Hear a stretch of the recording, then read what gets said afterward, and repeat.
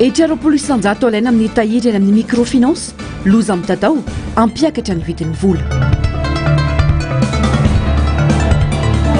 Rafitra hitondrana ny firenena, mila mandinika tsara ny vahoaka malagasy tompony fanapahan-kevitra ho ny KMFK. Fifanarahan'i Madagasikara amin'ny any ivelany, saripady tokony hisy fepetra fa lasa goragora ho ny fafikarena malagasy. Manatra ny fiarabana tompo kilasy tompoky vavy tonga soa indray ato anatin'ny fotoanan'ny fampahalalam-baovao eto amin'ny fahitalavitra MBS manasana mpanajana izay anaraka ny fampahalalam-baovao hatramin'ny farany. Fiainana toko sy raharam-pirenena avy hatrany sy no isan-tarantsika ny fampahalalam-baovao. Miverina amin'ny FFKM araka ny fitakiana natao ny fitariana ny fikonandoam-pirenena. Vonina hiatrika izany ny antoko tiky Madagasikara raha ny fanazavana tamin'ity androany ity. Tsy hoe hiatrika fotsiny na andray anjara fotsiny hoy ny sekretera jeneraly ny antoko fa anentana ny malagasy ny mpikatroka rehetra eny ifotony mba andray anjara amin'ny fanatanterana izany ka ho tena hitondra vahaolana ho an'ny firenena ny fikonandoha izay tanteraina hoy ny fanazavana. Ny antsipriana izay eo amin'ny rindran-tsary ny tahiriny aina. Nandritra ny zaika be fafito amby efapolo ny FFKM natao teto Antananarivo dia nanambara ny fanjakana fa averina amin'ny FFKM ny fahefana feno hitantana sy hitarika ny fikonandoam-pirenena. Ho an'ny antoko tiky Madagasikara dia misy heviny politika lehibe izany fanambarana izany. Araka ny antso izay efa nataon'ny antoko manko dia tsy tokony ho ny fitondrana irery no hibaiko ny fizotry ny fikonandoam-pirenena fa ilaina ny fisian'ny rafitra heverina ho tsy miandany sy manana lanja ara-morary toy ny FFKM. Efa manana anjara toerana lehibe tamin'ny famahana krizy politika teto Madagasikara raha teo ity fiombona ny fiangonana ity nandritra ny tantara ny firenena. Zava-dehibe aloha ny fandrenesana fa fandaminana hoe ny FFKM ny hitarika ny fikonandoam-pirenena. Maninona moa nitaky an'izany foana ny antoko ity mitaky an'izany foana mba hialana ny resaka kajikajy politika madinidinika satria tsy mety raha ny mpitondra no andeha hitarika an'izay fanaovana ny fikonandoam-pirenena izay alantsika ny fiteny hoe sady juge parti ka mety misy fanomezana tombon-dahany manokana ho ana andian'olona na antoko politika na mety fijerena manokana anaovana calcul mety anakanana ny olona ihany koa na ny antoko politika sasany fa aleo mba izay tena mahasoan'ny firenena dia verina hoe manana ny autorité morale sady neutre eto amin'ny firenena mba ray aman-dreny dia ny FFKM izay nitakiana ka zava-dehibe aloha ny fandrenesana an'izay hoe ny FFKM nitarika an'izay fikonandoam-pirenena izay. Miomana amin'ny tim amin'ny fiatrenana ny fikonandoam-pirenena ho hiatrany ny sekretera jeneraly ny antoko. Isy ny fandaminana anatiny ho an'ny antoko mba ahafahana mitondra ny hevitra avy eny ifotony ka hatrany amin'ny nasionaly. Tsy ny fikonandoha ihany fa eo ihany koa ny fanaraha-maso ny tetiandro ho an'ny fanavaozana ho hiatrany ny sekretera jeneraly ny antoko tim. Dia efa miomana ny antoko amin'ny fikonandoam-pirenena ary tsy ny fikonandoam-pirenena ihany fa ny tetiandro rehetra mihitsy apetraka izao fitondrana izao atongavana ny amin'ny fifidianana filoham-pirenena izany hoe hatramin'ny volana desambra 2024 misy ny programa rehetrarehetra izay apetraka amin'ny fitondram-panjakana le chronograma napetraka iny ho avy amin'ny faran'ity taona ity ny fanaovana ny refonte de la liste électorale ho avy amin'ny taona ho avy amin'ny volana septambra ny fiodinana voalohany amin'ny fifidianana filoham-pirenena elohavan'ny concertation nationale izany rehetra izany dia efa miomana amin'izany ny antoko ity inona moa ny zavatra homanina ao anatin'ilay izy mazava tsisy zavatra betsaka ny tena hodiniany fa zavatra anankiroa ihany tena mamaka ny antoko tiky Madagasikara ny voalohany ny resaka forme de l'État ahoana ny endriky ny fitantanam-pirenena ny raharaha-pirenena eto Madagasikara metimety kokoa amin'ny vanim-potoana ankehitriny sy ny zavatra misy iainan'ny firenena. Izay ny ray voalohany ary ahoana ny fanomanana ny tetiandro ny resaka fifidianana na ny resaka processus électoral zany izay ihany koa. Ny ankoatr'izay raha resaka hoe fampandrosoana na resaka ataoko hoe madinika manokana amin'ny resaka toe-karena heverinay fa anisan'ny programma nantoko izany hoe ny antoko ny tokony manana ny projet de société entina hampandrosoana ny firenena fa kosa ny fampifehezana ao anatin'izay structure de l'état zay ny atongavana iverenan'ny Madagasikara hoe manana famindram-pahefana ara-demokratika de zay processus électoral zay ny zava-dehibe tokony hodiniana ary tsy maivandanja ao anatin'izay fikeonandoam-pirenena zay de efa miomana fatratrany amin'izany ny antoko timina. Ito iaraka-zany ny fitetezam-paritra ataon'ny antoko ho fanomanana ny fototra rehetra amin'ny fanentanana ireo mpikatroka eny ifotony amin'ny fiatrenany fikeonandoam-pirenena raha ny fanazavana hatrany. Ny mpandray anjara amin'ny concertation nationale tsy eto Antananarivo ihany, zany hoe tsy aty amin'ny Foibe ihany, dia vao zay manamafy ny fitetezam-paritra ampitaina an'izay idéologie zay na zay programme tokony atao zay. De sady manamafy zay amin'ny fiomanana amin'ny fikeonandoam-pirenena, manamafy ihany koa ny fiatrehan'ny antoko amin'ny toe-draharaha politika rehetra zay andalo eto amin'ny firenena arak'izay tety-andro napetraky ny fitondram-panjakana zay. Maro ireo miandry izay tena ho vokatra azo tsapahitanana amin'ity fikeonandoam-pirenena ity. Tsaivina mantsy fa efa nisy ny dinika sy ny feonam-be politika maro teto amin'ny firenena kanefa tsy tena nampiarina ny fehi-kevitra nivoaka avy tamin'izy ireny. Izany indrindra no mahatonga ny maro iandry ampitandremana ny toy ny raharaha sy ny tena anjara andraikitry ny FFKM amin'ny fitariana ny dingana politika ho avy ka ho tena vahaolana ho an'ny firenena izao fikeonandoam-pirenena izao ho iatrany ny fanazavana. Fa isaky ny misy krizy eto Madagasikara dia miroborobo ny fivoizana ny rafitra federalisme hoy ny KMF koa hoe fanabeazana olom-pirenena. Tsy tokony ho voizina fotsiny ny resaka toy izany satria aindehibe ny firenena hoy ity firaisamonim-pirenena ity, fa tokony hodiniana lalina amin'ny antsipiriany. Mila mitandrina ny rehetra manoloana ny fivoizana ny federalisme satria ho avy ny firenena no ipetraka amin'izany. Rindra tsara ny tahiriny aina hatrany. Na inona lazaina raha ny zava-misy eto amin'ny firenena sy ny lalaka izoran'ny Madagasikara izao dia tsy maintsy hoteteza mita no izorana aorian'ny fikeonandoam-pirenena. Ny fikeonandoam-pirenena no mety andrava ny androm-panjakana, ny fikeonandoam-pirenena no anapaka ny lalam-pandroenana vaovao, ary ny fikeonandoam-pirenena no irosona amin'ny Repoblika Fahadimy hoy ny KMF koa hoe fanabeazana olom-pirenena. Fa io lalam-pandroenana ninona ny tranga eo, na le 1 na le 2 na le 3 tsy maintsy misy dispositif transitoire ao anatiny. Satria voalany io lalam-pandroenana io dia irodana daholo ny institution rehetrarehetra. Fa io dispositif constitutionnel io tokony ilaza fa raha voalany ty lalam-pandroenana ty dia ireto no mitsangana, mandra-pitsangana ny androm-panjakana. Zay le tenenay hoe tsy maintsy misy transition aorinan'io, na io référendum na io vote constitutionnel. Fa le transition zay transition constitutionnelle.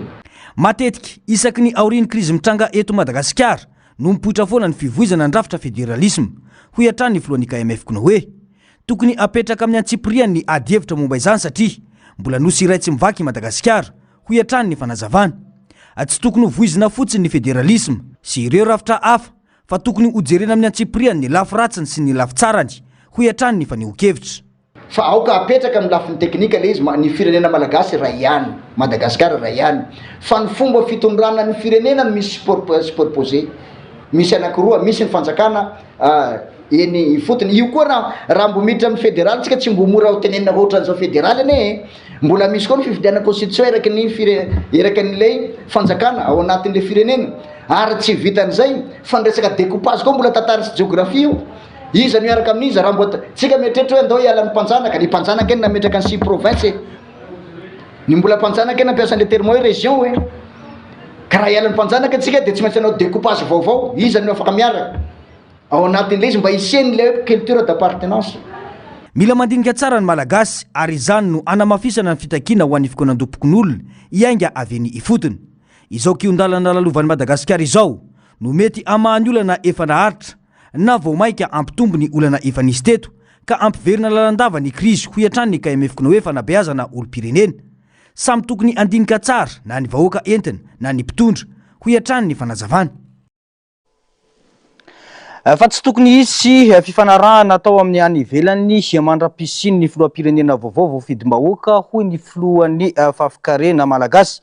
Tsy fotoana ametrahana ambassadeur plénipotentiaire izao hoy ny fanamafisana izay mety anao fifanarahana any ivelany ka mety amatotra any Madagasikara. ankoatrio mila mazava avokoa ny fitsipy-dalao rehetra mialoha ny atrehana ny fifidianana ialana amin'ny krizy miverimberina eto amin'ny firenena. Ny antsiprian'izay tatery ny Andro Miaratina eo amin'ny sarin-datsariny Mathieu Prince. Mampanainy zava-misy ankehitriny manoloana ny fisian'ireo fifanarana samihafa mety hamatotra ny Madagasikara amin'ny any ivelany kanefa isika mbola tsy manana filoham-pirenena voafidim-bahoaka afaka misolo tenan'ny vahoaka malagasy ho ny filohan'ny fafika-rena malagasy. Tsy fotoana metrany anao ambassadeur plénipotentiaire zao ho ny fanamafisana. Saripady ny raha tahaka izao ka tokony isy fepetra raisiny. Raha ny zava-misy lasa goragorany fifandraisana amin'ny any ivelany noho ny fidiran'ireo vahiny maro. No mafisiny ihany koa fa tsy tokony isy fifanarahana atao mandrem-pisin'ny filoham-pirenena vaovao voafidim-bahoaka. Mamatotra ny malagasy ny fametrahana masivo plénipotentiaire raha misy fifanarahana ataon'ireo olon'ireo dia manana fahefana feno izy kanefa ny olona ame fahefana azy tsy mireprésente malagasy ray amanontolo. Zava-misy amin'izao tontolo izao amin'ilay hoe géopolitique dia tadidio fa nisin'ny ady rehetra dia ny minere ao ambanin'ny tany no tena manosika ny vahiny hiditra any amintsika. Ka zay ny mahasaripady tenenako hoe ny fifandraisantsika amin'ny any ivelany aleo izy fepetra fa hita goragora be le lakle dia tafiditra daholo ny vahiny avy any ivelany. Fantany fahalemeny ny fitondrana ankehitriny dia ararotiny zareo ka noho izany tokony ferana mihitsy hoe aleo aloha tsisy mifanarahana amin'ny any ivelany mandrapipetraka izay filoham-pirenena vaovao. Ankoatrio mahavelom-bolo ny firosoana amin'ny fikonan-doham-pirenena izay hamaritra ny lalan'ny tantaran'ny firenena. Tsy manana andraikitra fa tsy ny fanomanana ny fifidianana mangarahara ary hitondra ny firenena ho any amin'ny Repoblika Fahadimy ny mpitantana ny tetezamita. Mila mazava tsara raka izany ny fitsipy-dalao fa izay rehetra milasaka hofidiana tokony hiala tsy misy atakandro hialana amin'ny fandrebirebena saim-bahoaka. No mafisiny ity mpanao politika ity fa tsy tokony hamaika ny fifidianana saingy azo tanterainy izany rehefa milamina avokoa ny zavatra rehetra hiantona fifidianana madio sy mangarahara ary eken'ny rehetra hialana amin'ny krizy miverimberina. Aiza maika amin'ny fifidianana fa aleo tena hoe vonina daholo ny zavatra rehetra mba hisian'ny fifidianana mangarahara ary eken'ny rehetra mba hialana amin'ilay krizy siklika. Faharoa zay koa tsara isy tomana lesona ny hoe raha mpitondra hilatsaka anao petraka hitantana ny tetezamita io dia tsy maintsy manao propagande izy mitety faritra miantso mpihira sy mpanakanto dia mandrebireby ny saim-bahoaka. Izay zavatra mba hialana amin'izay dia alao anatin'ny fikonan-doham-pirenena mipetraka ho lalàna mihitsy izay hilatsaka hofidiana dia miala zao dia zao. Tsisy 10 andro alohan'ny fifidianana fa zao dia zao. Izay hitantana ny tetezamita koa dia tsy manana andraikitra afa-tsy ny hanomana fifidianana mangarahara ary hitondra ny firenena ho any amin'ny Repoblika Fahadimy. Mangataka mba ho finansena daholo ny ady hevitra mikasika amin'ny fandrafetana ny lalam-panorenana. Amin'izay mifantoka tsara ao anatin'ny lalam-panorenana ary rehefa vita io lalam-panorenana io dia mba atao ny fifidianana hoe ho eken'ny rehetra.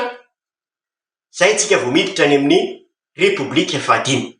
Efa nankatoavy ny filan-kevitry ny ministra faranteo fa ho tanterana ny telojona ho avy izao ny fikonan-doham-pirenena. Ho fanomanana izany ny toy androany ny dinika faharoa atrikasa fanomanana ireo fitaovam-piofanana sy toro-lalana ho an'ireo mpanamora ny fikonan-doham-pirenena. No mafisy ny ministra misana ny fanavaozana niditra izany fa ny onivon'ny FFKM no mitarika ny dinika amin'ny fikonan-doham-pirenena raha miantoka ny fandrindrana ankapobeny kosa ny ministera. Mazava ho izy fa tsy maintsy ho hita ao anatin'ny fizotry ny fikonan-doha ny fampiatiana sy ny fandraisana anjara ny rehetra. Nametraka fitoriana teny amin'ny fitsarana avo momba ny lalam-pandrenana na ny HCC androany nisy olo tena ny mpitolona manerana ny anosy. Lafy ny zavatra telo no nifantohan'ny fitoriana izay nambaran'izy ireo fa azo raisina tsara ary azo feno. Tanjona hoy ny fanazavana ny sy ny fahamarinana toerana eto amin'ny firenena. Ny antsiprian'izay tatery ny Andro Miaratina trany eo amin'ny sarin-datsariny Mathieu Prince. mitaky ny andravana ny antemeram-pirenena ny solotena ny mpitolona manerana nosy raha nametraka fitoriana dia ny anivon'ny fitsarana avy momba ny lalam-panorenana androany no mareny izy ireo ary anaovan'ny antso ihany koa ny tokony ametrahana filoha-lefitra sivily eo amin'ny fitantanana ny firenena ka hivoaka avy amin'ny mpitolona ny anarana eo amin'izany toerana izany banga ny toerany antenemeran-dolona ka mahatonga tsy fifandanjakery eo amin'ny fahefana mpanao lalàna ka hitakin'izy ireo ny ametrahana au conseil de la république mandra-pisiny ny fokoanandoha mouvement mixte ny misy teny kianja rehefa mouvement mixte ny misy teny kianja dika zany fa tokony pouvoir anankiroa zany tokony eo amin'ny tête de pouvoir zany hoe amin'izao fotoana zao fa hitantsika fa président Mikael izay napetraka ny décision 10/3/HCC du 14 octobre 2025 incarné par Mikael zany ny autorité militaire amin'izao fotoana zao nefa hitantsika fa menimena le mpitolona sy ny civil zay matsiaro tena fa tsy manana autorité ka eto zay dia mangataka atao amin'ny ACC mba hasina vice président ko binôme zany ko président na binôme filazana anazy na bicéphase ao amin'ny tête de l'état zany hoe président Mikael chef d'état de civil amin'izay zany vice président avy amin'ny civil naraka koa zany hitantsika fa banga mitoerany sénat satria intérimaire tsy composé zany dia angatany koa zany amin'ny requête nataony ao mba hicomposena zany sénat antsoina hoe haut conseil de la république satria tsy composé izy ireo lasa tsy équilibré ny pouvoir législatif no mafisina izy ireo fa tsy voafetra amin'ny hoe lehibe na androm-panjakana na ratsa magaiky ny CTD na ny raha-efaefatra ny parlementaire ihany no afaka mametraka fitoriana eo anivon'ny fitsarana avy momba ny lalam-panorenana fa manana fahefana feno amin'izany ihany koa ny civil no isika anatin'ny cas exceptionnel ny décision zay navoakany HCC zay mitondra 10 HCC D3 du 14 octobre 2025 dia décision d'exception zany hoe jurisprudence constitutionnelle en période d'exception manomboka hatreo zany mizara roa zany ny zavamisy afaka zany ny ACC maka jurisprudence am'le fangatanay le requête ao amin'ny ACC zany hoe tsy terena tsony zany amin'ny article 118 ny ACC fa afaka izy zany mitra vetrany tao hoe droit commun na droit fondamental zany hoe rehefa mitra ny droit commun sy ny droit fondamental dia afaka mametraka requête daholo na simple citoyen na ny association na ny ONG na iza dikan'izany tokony recevable zany ny requête izay apetraka satria tsika zao dia agnatin'ny cas d'exception raha ny vaovao eny anivon'ny antenemeram-pirenena dia fantatra fa ho tanterana ny alakamisy ho avy izao mandritra ny fivoriana ara-potoana ny solombavam-bahoaka ny fifidianana izay solotena ny antenimera eo anivon'ny fitsarana avy momba ny lalam-panorenana hosoloana mandritra izany ihany koa ireo mpikambana ao anatin'ny voamierina misy 13 eo anivon'ny ity androm-panjakana mpanao lalàna ity ny zoma 7 Mey kosa no isian'ny fionany amin'ny gouvernemanta sy ny député eny Tsimbazaza. Nampiakapeo ary nampaneno lakolosy manoloana ny ambana mety ateraky ny fampiarana ny etra IRCM amin'ny tahiry eo anivon'ny mpandraharaha ara-bola madinika na ny IMF ny association professionnelle des institutions des microfinances androany mitaky famerenana andiniana sy isian'ny tenirana mialohan'ny ampiarana izany mba tsy iteradozana ho azy ireo na ho an'ny mpanjifa izay efa mandrafitra ny 700 ny malagasy ny IMF Andromeratina sy Mathieu Prince Atrandry no mitatitra ny antsipriany izay mifanipaka ny fanapa-kevitra raisin'ny fitondram-panjakana ka ilana fanitsina sy fandalinana mialoha everina ny fanafoanana ny TVA 900 amin'ny zana-bola amin'ny banky izay nampidizina tao anatin'ny lalàna mifeny teti-bola 520 araka ny lalàna larana 420 tsipika otra 520 tamin'ny 20 Desembre 2020 kanefa ho totovana etra 900 amin'ny alalan'ny IRCM indray ny petrabola na ny tahiry ataon'ny malagasy rehetra eny anivon'ny banky sy ny mpandraharaha ara-bola madinika na ny microfinance loza mitatao azy ireo ity fanapa-kevitra ity ka tsy azo everina ny fampiarana azy ho ny fanamafisana. Matetika tenena foana lafo ny taux d'intérêt mbola tsy misy milina mihitsy hoe nanontany hoe inona moa déterminant io taux d'intérêt io fa donc tsara marina ihany koa ny IMF topoka tsy institution zay manan-karena be ka hoe manan-capital ngeza donc seule source de financement ny IMF zay atao hoe moramora indrindra amin'ny à partir ny épargne ny client nina zava-misy a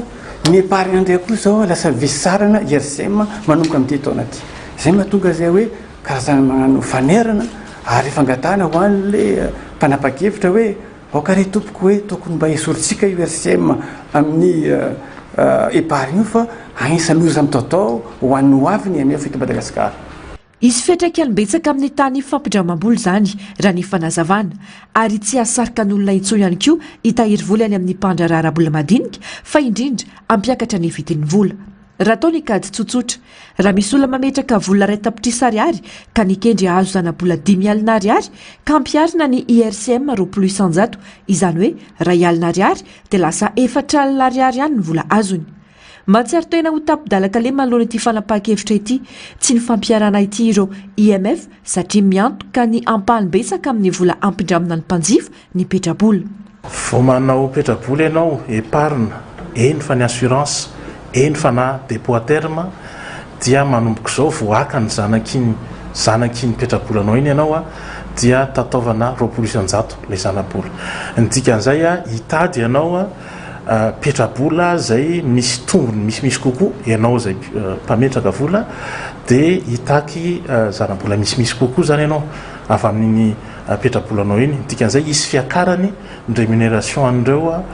épargne na ny dépôt dia reny ihany nefa no ampiasaina ho ampindramina. Dikan'izay isy fiatraikany ihany koa ty amin'ny vola zay ho ampindramina ny fiakarany tany IRCM any amin'ny petrabola zay ataon'ny olon-tsotra rehetra. Raha jerena ny lalàna amin'ny fian'ny IRCM dia eo ampandoavana ny intérêt dia efa alaina ilay etra 20% IRCM ary alohan'le tompom-bola izy io zany hoe ny épargne napetraka amin'ny mpanjifa tamin'ny taona 5 zany na taloha ka ho aloha amin'izay le intérêt dia izy no mandoa azy raha ny lalàna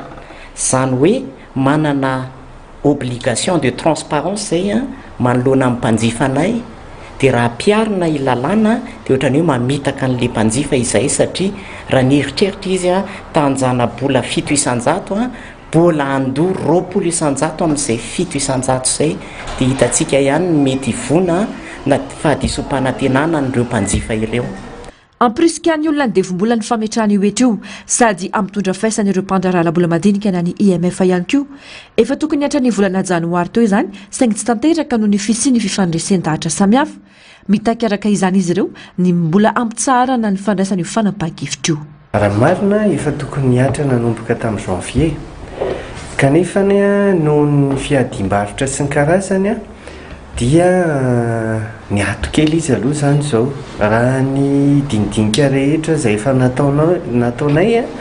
tamanam-pahefana isa-tsokajiny dia hoe miandry ny LFR le izy zany ny tena edinay varotra ny hitondrana n'le izy any amin'ny LFR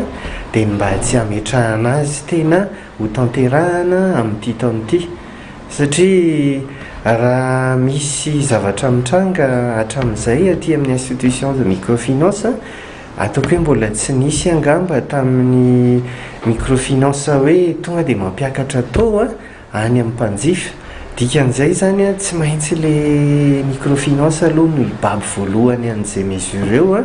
fa sarotra ho anay no mireplike an'le koa an'le izy direct any amin'le mpanjifa farany. No mafisy ny IMF fa tsy azo hidivirana ny fandalinana ara-drafitra sy ny fametrahana ny vina sy ny paikady mazava ara-toekarena amin'ny politika arabola sy araketra. Tsy tokony onona amina fepetra manokana entina miatrika ny toe-java-misy na fikatsahana fediran-ketra mamaiky izany kanefa mety tsy ho voafehy ny vokany ara-tsosialy sy ara-toekarena. Nasiana izy ireo fanazavana ihany koa ny fikajiana ny tany zanabola izay taratry ny toe-pahasalamany toekarena kanefa tsy mazava amin'ny maro. Ny fikajiana ny tany zanabola zany dia miainga voalohany aloha amin'ny vidiny loharanobola. Loharanobola avy amin'ny tahiry aloha zany, misy avy amin'ny épargne fa misy ihany koa microfinance izay tsy manao épargne fa tsy maintsy mihindrana vola any amin'ny banque zany. Ny singa anankiray faharoa dia ny vidin'ny fampandehana andraraha zany hoe ny karama ny mpiasa sy ny fandaniana maro isan-karazany zany zay zany ny anankiray faharoa. Dia ny anankiray fahatelo le antsoina hoe vidin'ny risque zany satria misy riska rehefa mampindrabola mety misy vola very ao anatin'izay a dia ny vidin'izay riska zay zany sandaina dia ampidirina ao anatin'ny taux d'intérêt zany dia ny anankiray fahaefatra dia mitahan'ny fiakaran'ny vidim-piainana ny anankiray farany a dia eo zany ny sehatry ny microfinance vao maka ny tombom-barotra zay atao hoe kely zany ny tombom-barotra ilain'ny microfinance ao anatin'ny taona satria manodidina ny 3 hatramin'ny 900 euro be indrindra zany raha ny atotanisa 400 ny ankonana malagasy no mampiasa ny IMF na ny fandrarana arabola madinika izany hoe manodidina ny olona telo tapitrisa ho an'ny taona 2024 nananika ny 10 miliara ny tahiry voango ny mpandrara arabola madinika izay masahana konty 300 sy telo tapitrisa manodidina ny 5 miliara ariary kosa ny fitambarany tombony azon'izy ireo latsaka ambalimbe tamin'ny tombony azon'ny banky izay efa mahazo tongom-barotra hatramin'ny 700 miliara ariary anoaly. Rafim-bavao ahafatanteraka kosa nidoboka amponjavonjomaika eny amin'ny fonjany Meritsy Atosika ny solombavam-bahoaka Naivo Raoldine fanararotam-pahefana fanimbana fananan'olona sy fandratrana olona no vesatra iampangana azy fibodona tan'olona kosa no navoasaringotra anira fanomezantsoa Jean Irina ka nandefasana azy eny Antanimora niakatra fampanoavana malmo ireo raharaha ireo ny Antsipriana izay. Fiampangana efatra no vesatra nazo ny solombavam-bahoaka ny boriboritany Fadimy Naivo Raoldine niakatra fampanoavana omaly ny solombavam-bahoaka Naivo Raoldine sy ireo olon-kapa fahavororoy niaraka taminy nalefany amin'ny fonjany Meritsy Atosika ity solombavam-bahoaka ity taorian'ny fiakarany teo anatrehany fampanoavana. Mikasika ny Raoldine raha Naivo Erinantsoina neteto anatrehany fitsarana izy no ireo fiampangana manaraka ireto. Fiampangana voalohany mikasika ny fanararotam-pahefana izay eliko avotondro sy fahaiziny andininy 770 andalana voalohany ao amin'ny fehezan-dalàna famaizana izany dia mahakasika ny tany manatombo teo tsara honenana ary araka izay dia nanararoatra sy nanapatra ny maha olom-boafidy azy mba azony tombotsoa manokana ka tao anatin'izay no namorona ny zavatra tsy misy dia ny filazana fa anantanteraka projet présidentiel dia terrain synthétique teo amin'io tany io. Nisy ihany koa ny tany mpanjakana teo Anosy Zato izay nanaovany izany fanararotam-pahefana izany indrindra tamin'ny alalan'ny famarotana ny tany ka nahazony vola. Fiampangana faharoa fanimbana fananan'olona araka ny andininy 730 bisa ao amin'ny fehezan-dalàna famaizana tamin'ny alalan'ny fanagoana io tany io mba tsy ahafahan'ny tompony mampiasa azy ary mpandravana ny tambony izy ireo. Eliko avotondro sy fahaiziny andininy 750 ao amin'ny fehezan-dalàna famaizana. Fiampangana fahatelo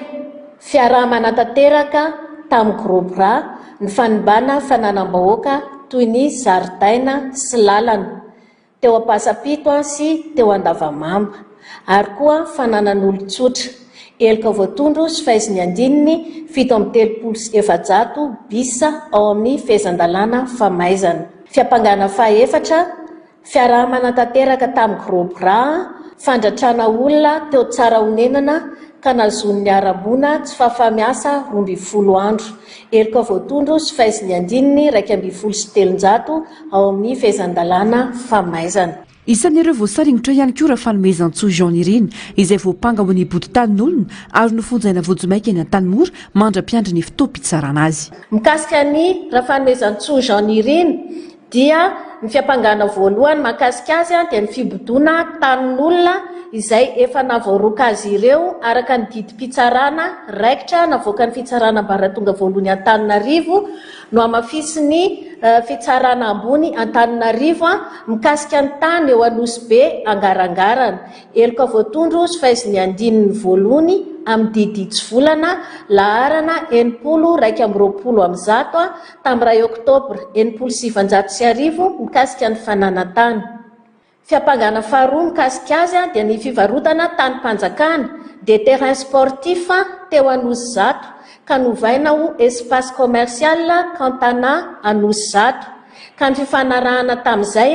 dia natao tamin'ny fanambarana ny aro lainga izay niarahany Raoldina Ranaivo Erinantsoina sy Rafanezatsoa Jean Irina. Eloka voatondro sy fahaiziny andininy 1:30 roa 30 ao amin'ny diditsy volana laharana 970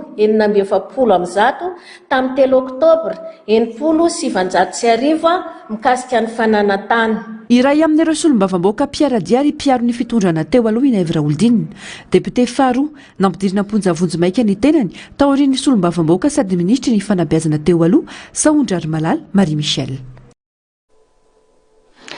Famoroso amin'ny fakan-kevitra fahobe kosa ny eny amin'ny fonjan'Antanimora amin'izao fotoana izao ary ahatra hatramin'ny 4 ny volana Mey izany mialohan'ny itondrana ireo fehi-kevitra tapaka mandritra ny fokonam-pirenena. Fanambogoavana no miandry ny fandrarana ny fonja eto Madagasikara na izany amin'ny lafiny mahaolona na ny fotodrafitrasa na indrindra ny fampanajana ny zon'olombelona eo amin'ireo voafonja. Mandray anjara amin'ity fakan-kevitra ity avokoa ireo voafonja na ny avany ny mpiasan'ny fonja sy ireo rehetra mivezivezy eny antoerana. Tato-baovao ny Andro Miaratina Sarsindratsan'ny Mathieu Prince Atrany.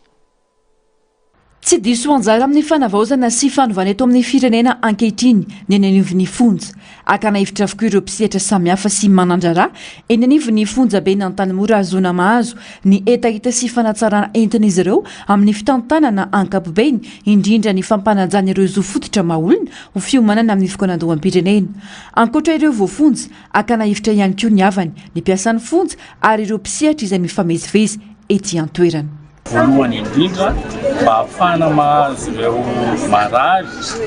ireo mpisitratry ny asa na ny zavatra ety anivon'ny fonja.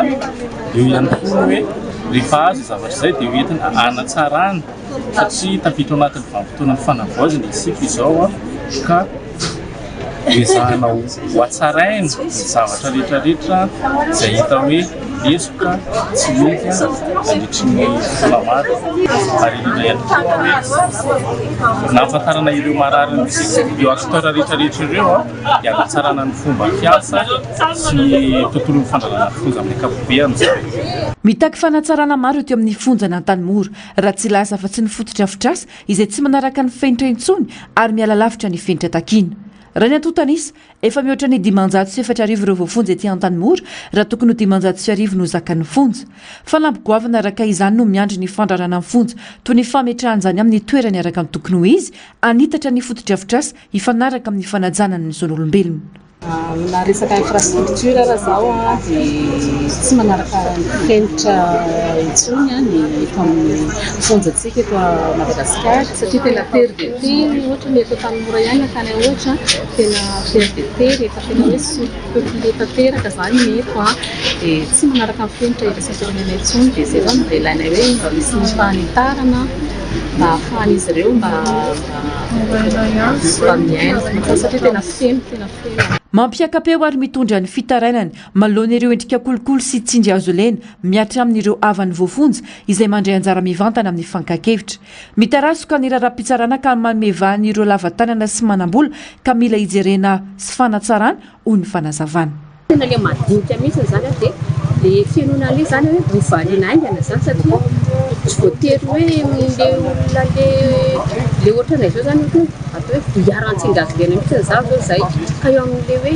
tsy hoe ohatry hoe lasa mitaratsika be zany hoe famangina aty zany zany tena hitongavana ary eo amin'le fitsarana mihitsy zany tokony hoe anafainganana zany dia jerena zany olona kolokolo indrindrita dia tokony mba hoe arahana aingana zao zay satria zay tsy voatery anangola satria le famarinana tiana hoe anjakana le kolokolo zany hoe mba ajanona mihitsy satria ohatrany hoe be vola foana zany no tena mandray eo amin'ny fitsarana. Atsisika ataony voafonja kosa ny fanamafisana ny fanabeazana olombanina. Dia izy zany hoe mila tsaraina hoe ohatrany hoe civisme hoe atsaraina fomba fitaizana n'ilay olona tsirairay satria samy manana an'ilay toe-tsaina iny dia manahirana be ny mandrindra n'iny no mitantana n'iny dia misy zavatra avohitra ny rehefa zany hoe rehefa mivoaka tato dia mba manana an'ilay toe-tsaina mba mahitsy hoe ekeny fiarahamonina mahay mitaiza ny fiarahamonina sy hipetraka olombanina. Raha ny fantatra ahitra hatramin'ny 9 Mey avy izao ny fankakevitra eny anivon'ny fonjabe n'Antanimora hodinina mandritra ny fokonandoham-pirenena ny fehi-kevitra rehetra hivoaka amin'izany. Fa fokotany maro androany no nahitana fitokonana tsy fankasitrana ny fanendrena lehibe pokotany. Isan'ny nahitana zany atao amin'ny boriboritany voalohany sy fahadimy ary ny fahatelo. Mitaky ny firosona amin'ny fifidiana sy fokotany ireo vahoaka. Manoloana izany dia ankasitrahana ny fihetsika ataon'ny fitondram-panjakana raha toa ka miroso amin'izay fitakina ho an'ny fifidianana sy pokotany izay. Hoy ny antsoantso ny vahoaka teny ny antoerany. Nantsiprian'izay eo amin'ny rindratsary ny tahiriny aina. Tsy mila ketrana trano satria prala ihany no napetraka sy notendren'ny fanjakana ho sefokotany eto anaty azo isotry. Hoy retom-ponina, izananao etsika ho fanoherana lehibe pokotany vao notendrena. Mila olom-baovao izahay hoy izy ireo ary olona vonina iaino ny etaetanay. Raha ny fanazavana sy ny antsoantso nataon'ireo mpitokona. Mila olona vaovao akitrantrano pralapy zoky zandy olona vaovao milainay ny basainay ony ahongany dia zay ny karama olona firy zay mitady volao zay tena mpanasalamy zay mangataka zay tompoko ao i présidana io ihany lenay io ihany mavitanay hatramin'izay io président vaovao io raha tizy milalao na manao baolina 3 io ny andavaranga ihany ny aoka zay tsy manaiky miala amin'izany zay pasany restio président zaki ihany ny ilainay tsy mila président afakoatran'io Fifidianana no takina omeo fahefana ny vahoaka isafidiny olona everiny fa mendrika hitondra ny fandrosoana ho an'ny fokotaniny ka hiara-iasa aminy ho hiatrany ny fanamafisana. Mila olona mba hitondra an'le fokotany olona mahay mitondra tsara olona mahay mitondra an'ity tanàna ity fa tsy tia tena olona fidiny vahoaka zay lambahoaka dia ekenay fa olona mahay mitatana zay ny ilainay. Tena tsy ilainay mihitsy na izy fanosoloana didijadina ataon'le any ambony any fa mila fifidiana zay tsy misy filoana ilainay tsy mila izy eo ihany eo ilainay ny olona vaovao avoay ao izy avoay. Ankoatra ny teto anaty azo isotry ity dia nahitana etsika ihany koa ny teny soavy masoandro teny androany manoloana ny fanendrena sy fokotany vaovao. Miantso ny foan'ny fanavaozana ireo mponina mba irosona amin'ny fifidiana izay ho lehibe pokotany. Tena angatanay vahoaka ny savy masoandro firaisana fahadimy fifidianana ny ilainay zay tsy momba ny alina tsy momba ny alina zay tonga tsy anay fa fifidianana ny ilainay vahoaka any zay malala mararanay eto rehefa vonina ny olona ilatsaka ho fidinay alatsaka eo misy hitarainanay ka izay tompoka tena angatanay amin'ny Premier ministre filoha fanavaozana fa fanavaozana ny ilainay satria izy ny filoha fanavaozana ka mangataka tanapolo aminy zahay tsy mila olona tolotra fa fifidianana.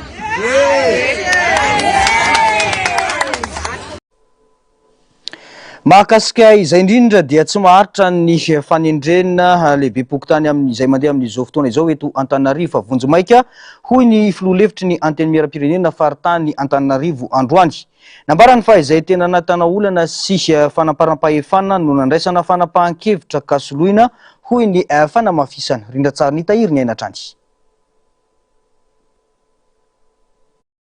Tsy maintsy mijery ny tena amahana ny olana fototra ny ainany vahoaka nandritra ny taona maro ny fitondrana ao anatin'ny fanavaozana. Tsy maintsy nosoloana ireo sefokotany sasany ary nirosona ny fanendreny hoy ny fanazavana. Fanendrena Vonjimaika nefa no misy ankehitriny fa tsy maharitra akory satria antsony vahoaka ny irosona amin'ny fifidiana ireo sefokotany hoy ny filoha lefitry ny anteny miaram-pirenena faritany Antananarivo. Ny sefokotany raha ny lalàna amin'ny tokoa dia tsy misy ny milaza fa tokony fidiny zany sefokotany zany. Ny etaetan'ny vahoaka nefa zay nitolona tamin'ireny volana septambra tamin'ny taona lasa ireny dia ny hoe nitaky amin'ny fomba entitra ny tanora ny mpisehatra ara-politika ny vahoaka amin'ny ankapobeny mihitsy ny amin'ny hoe aleo fidina ny sefokotany fa tsy tendrena. Ny zava-misy ankehitriny dia araka ny teniko teo hoe tsy mbola misy ny lalàna maro ny misy ny didim-panjakana zay nivoaka tamin'ny fitondrana ny fandimy teo aloha fa ny lalàna velona sy misy dia tsy milaza n'izay le hoe fidina ny sefokotany. Ka dia araka mafisiky ny fisaorana ny fitondram-panjakana teo dia aleo ny fangatahanay ihany koa sy ny fangatahan'ny vahoaka amin'ny mahasolo tena mbahoaka ny tena dia hoe alao atao mba haingakaingana re raha mba azo atao satria dia tena mbola manao ny ataony ireo sefim-pokotany a zay raha zay ny azo ilazana zay mbola firongony praitsy kombakomba tamin'ny fitondrana teo aloha ny amin'ny hoe tsy mieritreritra azy tsy ho refesy mandidy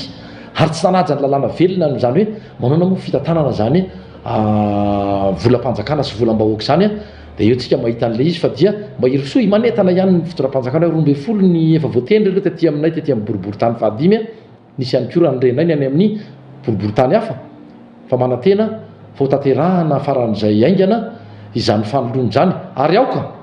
aoka mihitsy ny fitakian'ny vahoaka zany hoe aoka mba tsy hiverina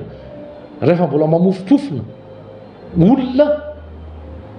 tsy volona anasony vahoaka indrindrandrindra reo niaraka ny akamarony niaraka tamin'ny fitondrana teo aloha zay ny zavatra entitra takiany vahoaka rehefa anao fanovana ihany anao fanavaozana dia aleo olona vaovao olona mbola tsy maloto ary tsy nitakosina niaraka tamin'ny olona mpanodikotona volam-bahoaka nanamafiatrany ity solombavam-bahoaka ity fa maro ireo fokotany no ahitana olana noho ny ataon'ireo lehibe pokotany no tendreny fitondrana teo aloha maro amin'izy ireo no voaroroy amin'ny resaka alatra tany ka isany ahitana zany ny ao amin'ny boriboritany fahadimy raha ny fanazavana boky hitam-pirenena ny zavatra tsy mety fanapara-pahefana ary ny firaisana tsy kombakomba indrindrandrindra ataon'le sefim-pokotany rehetrarehetra raha ho anay boriboritany fahadimy manokana zany soavy masoandro zany disy fantatra loatra zavatra nataony zany sefim-pokotany zany firaisakana tsy kombakomba mifangalarana tany ny amin'ny resaka fanodikodinana na volam-bahoaka ny resaka famafazana inga na tamin'ireny resaka fifidianana ireny ny firaisana tsy kombakomba io ananana profo zany eto ampelantanana fa mbola tsy fotoana ivoahany fa aleo ny fitsarana na ny mpanao fanadihadina sy mpanao famitorana no takiana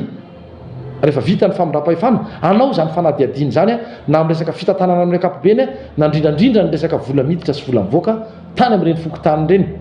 indrindra ho anay boriboritany fahadimy manokana raha tsy aivina dia nilaza ny filohan'ny fanavaozana ny repoblika fa tsy maintsy fanendrenany lehibe pokotany aloha no tsy maintsy irosony ary ny fikonan-dom-pirenena arak'izany vao azo inona ny everany na ny lehibe pokotany ho fidim-bahoaka tsy nisy nanakana ireo lehibe pokotany ireo rehefa notendrena tamin'ny toerany koa tokony anaiky ny fandaminan'ny fanjakana rehefa esorina amin'izany toerana izany ho iatrany ny fanazavana fa filaharambe tsy tanoanoa no mitranga eny anivon'ireo boriboritany eto andrenivohitra sy ny manodidina taoriny ny fitakiany ministera ny fanabeazam-pirenena ny kopian'ireo mpianatra tsy maraka ny filanany eny anivony boriboritany ho an'ny etsy amin'ny boriboritany faefatra ohatra dia niteraka fahasimban'ny fitaovana ny fanamboarana kopia anarivony maro ho isan'andro malona izany nangataka ny fanemorana ny daty itakian'ny ministera ny kopia amin'ireo mpianatra ny delege ao amin'ity boriboritany ity ny antsiprian'izay tatery ny andomiaratina sarysindatsariny Mathieu Princes niteraka fimenomenomana ho an'ireo ray aman-dreny izay tratry ny tsindry ny sekoly no ny fangatany ministera ny fanabeazam-pirenena ny kopia an'ireo mpianatra ka nandany fotoana lavabe ny laharana kopia teto amin'ny boriboritany faefatra ny filazana nataony boriboritany fa ny talata ho avy izao vao afaka anome kopia ny eo anivon'ny boriboritany olana ara-teknika no tsy nafanana moka ny kopia raha ny fanazavana raha ny tena marina zany a tsy tokony miforisena ao anatin'ray volana le izy satria bele olona tsy tratra ny manao an'izay dia io ny fotona simba ny fitaovana satria voatery loatra fa raha mety apitaina ny amin'ny ministera ny fampianarana mba ahenitra ny fotoana farany ahafahana manatitra ny kopia dia mba samy voatano na ny mpiasa na ny mpianatra mba tsy misy fitraikana ny mpianatra loatra zay zavatra fa raha miemitra ny fotoana zay hiezaka miasa tsy lahady lakamisy latsinainy mba ahafahana mamefafakoa ny fanizatazay fa mba angatahana ihany koa zany ny ministera mba andray ny raikitra ihany koa hoe ahemotra kely ny fotoana farany ahafahana mandray kopia dia mirindra tsara voatandrony isy ny lamina manokana ho raisy ny boriboritany azona mamoaka ireo kopia nahaterahana anarivony amin'ny talata ho avy izao kopia zay teo aloha fa efa mitaraina le machine efa nanontany tompona ndraiky fa ny teknisiany zay tsy tapavoaka io zay fa efa tranainy le logiciel ampiasaina tsisy neninazo atao andro manaraka zany raha vao nisy an'le andro tsy lesana teo a dia lasa mitombo be le mpangataka dia tsy maintsy ampiana miasa zany zay lasa votsy lahady latsinainy mbola hiasa koa laka misy miasa andavanandro mampiasa atao rehefa marary be fa tsy maintsy manao zay asa pakina rokoane olombelona raha tsy masiny fa tsy maintsy zarena satria raha be dia be marary vao mainka tsy manoloana ny tsy fahazona kopin-janany dia mangataka amin'ny ministera ireo ray aman-dreny mba hanemorana ny daty fakana ireo kopia amin'ireo mpianatra ahemotra le fanasarana an'le kopia any am-pianarana fa eto saratra be nanarana an'le kopia dia mba mangataka ny any am-pianarana rehetrarehetra mba hemotra aloha le adoka tsy atao atomotra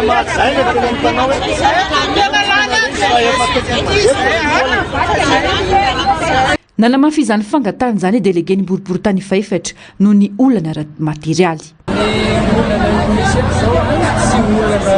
hoe tsy mahavitana fa olana ara-materialy tsy afaka mamoaka le serveur fa vitsy kopia ao anatin'ny adiny ray vitany serveur tsy tafavoaka nefa 2000 kopia zany no tsy maintsy navoaka dia nanapa-kevitra zay mba tsy isy tanilana hoe amin'ny talata fa hiasa zay la sabotsa hiasa lahady hiasa latsinainy efa manakizay ny mpiasa fa miasa miroandro mbola hiasa koa zay raha milakamisy ahafahana manomeny ny fahafahoany zany raha tsy aivina fanomezana larana tokana ho an'ny mpianatra tsiraray na ninioino antony fitakiana kopina terahana amin'izao fotoana izao manambahiny ny sampana fampalalam-baovao amin'ity alina ity ry zareo avy eo anivony jaune ankorondrano Canal Plus Madagasikara no vahintsika miaraba ny Francesca indray miaraba tompoko dia miaraba antsika rehetra ny tokantrano izay mijery ny fahitalavitra MBS amin'izao fotoana izao miaraba ny teknisiana ao ambadimbadika ao ihany koa Francesca manahoana ny tolotra amin'izao fotoana izao ny mahakasika ny resaka souscription hoan'ny Canal Plus Madagasikara oui makasitraka indrindra amin'ny fanontaniana ny an'ny izay rehetra mbola tsy anatin'ny fianakaviam-bian'ny Canal Plus 75 000 ariary mampiditra Canal Plus amin'izao ao anatin'izay 75 000 ariary izay nareo efa mahazo abonnement 60 jours be izao izany hoe tsy mieritreritra re-abonnement nareo hatsany amin'ny volana Jolay ihany 60 jours zay dia efa mahazo Canal Plus nareo sady efa miaraka amin'ny matériel complet zay miaraka amin'ny décodeur carte sy ny parabole ny installation moa maimai-pona foana ny ato amin'ny Canal Plus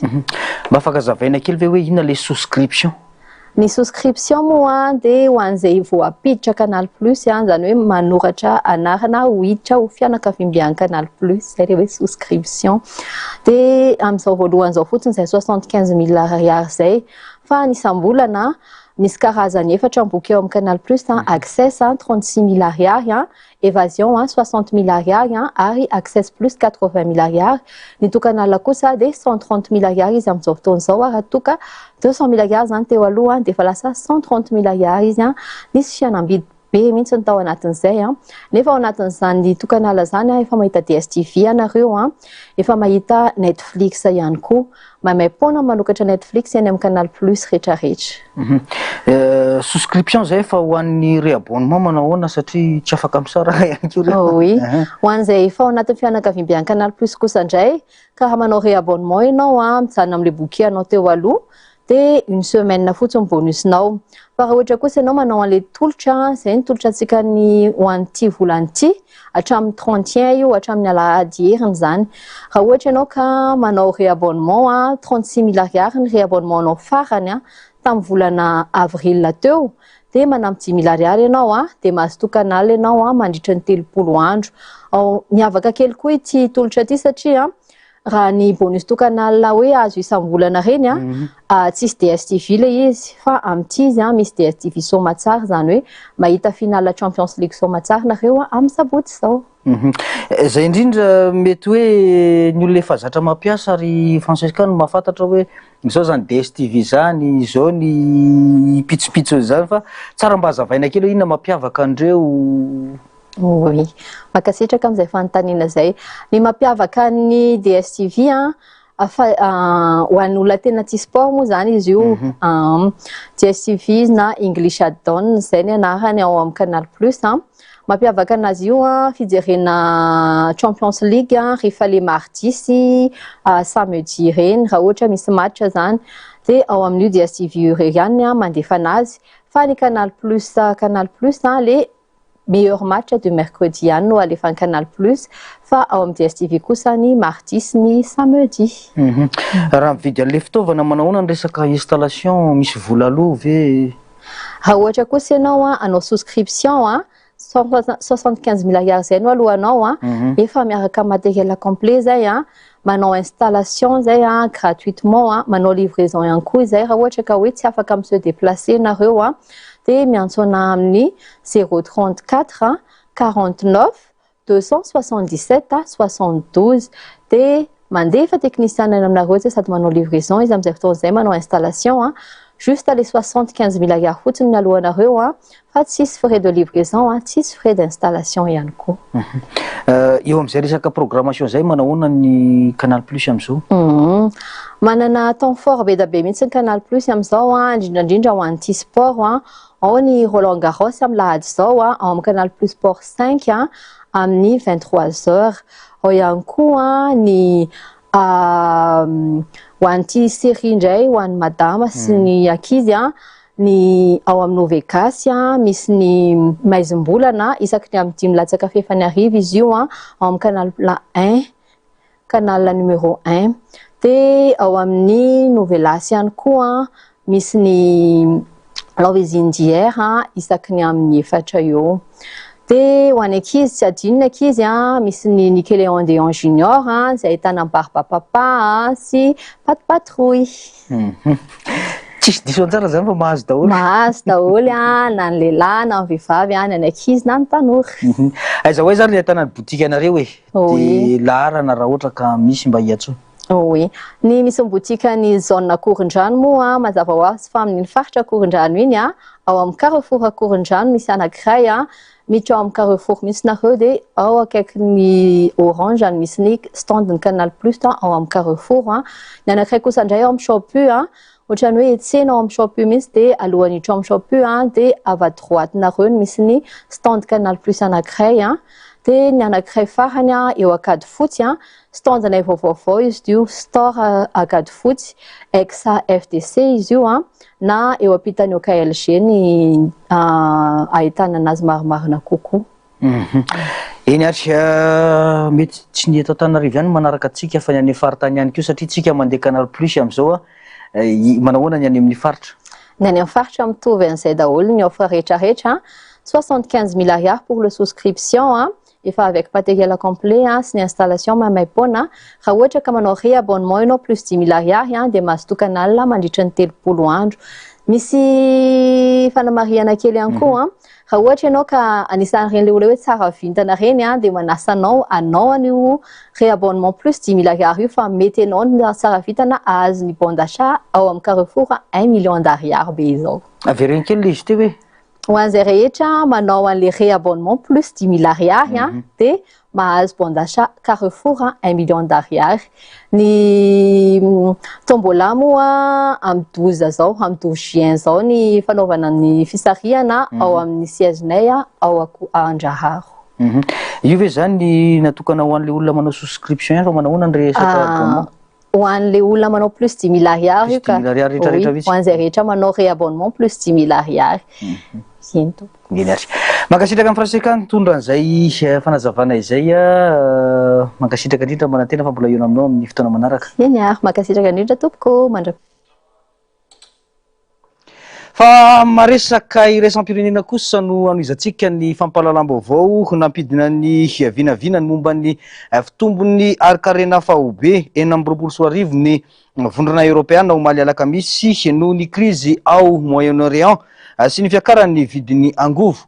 Nidinao ray faingo ray isan-jato ny tombana ara-toekarena ary hiakatra ho 3 faingo ray isan-jato kosa ny vidanga ny vidim-piainana noho ny fiakaran'ny vidin-tsolika sy ny etona any antoerany antsipriany izay. Napidina ny vinavina ny momba ny fitombony toe-karena ao anivon'ny vondrona Europeana ho an'ny taona 2024 ny voamera Europeana ao malalaka misy. raha nitombana tamin'ny fararany teo dia ray faingo 400 no fitombony fiarikarenao Eropa kanefa niena ho ray faingo 100 izany amin'izao fotoana izao. Raha ho an'ny faritra Eropa manokana dia mbola nampidina kokoa izany ka lasa 4,700. Araka ny fanazavan'ny voamera Europeanina dia noho ny fitohizan'ny fifandonana ny Moyen-Orient no antony lehibe mahatonga izany.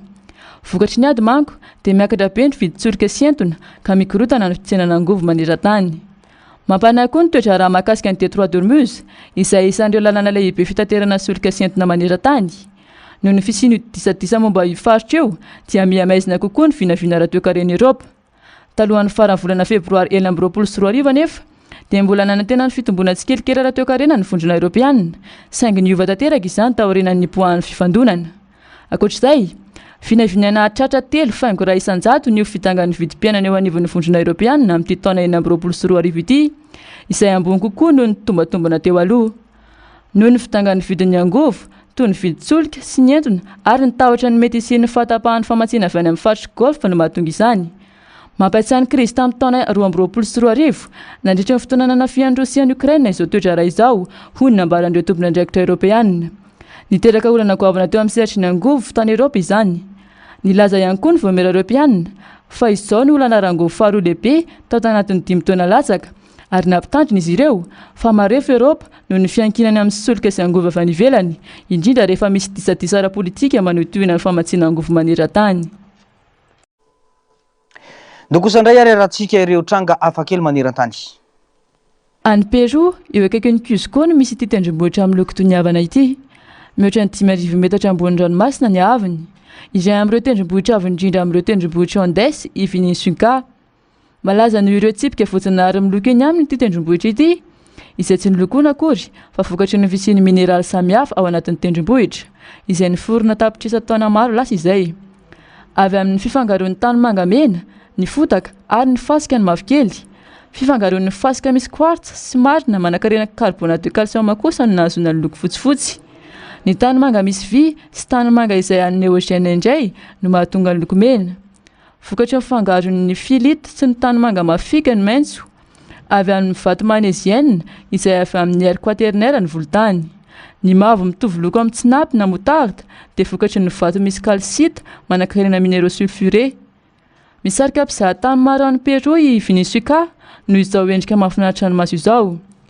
Ny Quechua no mponina mipetraka manodidina azy izay efa ela nitoerana teo. Hita ao amin'ny faritra ihany koa ireo karazana zava-maniry sy biby maro samihafa. Anisan'ny fomban-drazana taloha teo ny Mahasay, mponina hita any Afrika Atsinanana ny chasse au lion. Fomba fifanandrinana amin'ny liona, natao hanehoana ny herim-po sy ny fahavonona ny tovolahy arom-biby fiompy sy ny fiarahamonina. Natao indrindra ho an'ny tanora lahy manomboka eo amin'ny 12 taona ka hatramin'ny 15 taona eo ity fomba ity, izay alohavana fiofanana ho lasa piady na koa hoe moron, ary izy ireo ihany no afaka manao ity fomba ity fa tsy natao an'ny lehilahy rehetra. Fiofanana mandritra ny taona maro izany ary natokana ho an'ireo tovolahy eo anelanelan'ny 12 ka hatramin'ny 12 taona. Amin'ny toetra-javatra io, afaka miatrika ny liona miaraka amin'ny fitaovam-piadiana tsotra toy ny lefina ary indraindray ny ampinga ny tovolahy. Tsy voatery hamono ilay biby ny tanjona fa hanamporofona ny fahasahiny sy ny fahaizany miatrika loza. Ary ny famatorana io isan'ny vondrona piady. Everina fa efa nisatra amin'ny talohan'ny taona 1770 ity fomba ity, ary niaina tsikelikely izany nandritra ny taona 1920 noho ny fiovahan'ny fiarahamonina sy ny lalàna miaro ny biby ity. Amin'izao fotoana izao dia efa tsy fanao intsony ny chasse au lion. Tapitra ny fampahalalam-baovao antsika tompoko lahy sy tompoko vavy mankasitraka anao nanaraka izany hatramin'ny farany sorana teknisianina. Mbola heverina eto ny tenako rehefa avy ao anatin'ny fandarana dinika ny ministry ny tanora sy ny fanatanjahantena no ovaintsika ao anatin'izany. Manasanao sahady anaraka izany hatramin'ny farany. Mandrapitava vetivety ary tompoko lahy sy tompoko vavy.